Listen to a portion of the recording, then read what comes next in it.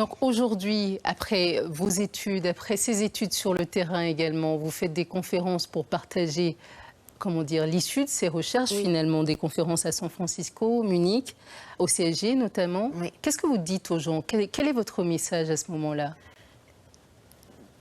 De rester humble par rapport à la nature, de prendre conscience qu'on a besoin d'elle en fait pour survivre sur cette planète. On le sait, aujourd'hui, on est quand même dans une situation très grave quand on pense au changement climatique. On y a été quand même pas mal pour quelque chose.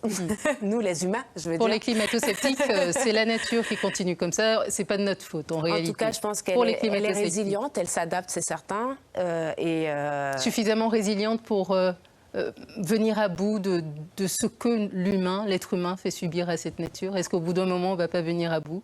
On n'a pas la réponse. Après, c'est sûr que les arbres ont survécu à des changements drastiques. L'humain aussi a pu survivre à des changements drastiques.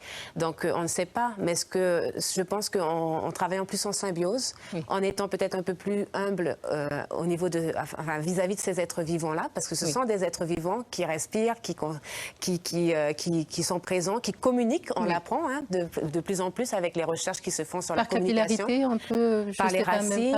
Voilà, ouais. donc il y a des récentes recherches qui ont démontré que les arbres communiquent à travers leurs racines et par rapport au réseau de champignons qui se trouvent dans le sol, ils peuvent échanger des signaux. Ça vaut le coup de s'informer davantage après cette émission encore, si ça intéresse les téléspectateurs, de pouvoir un peu en savoir un peu plus là-dessus.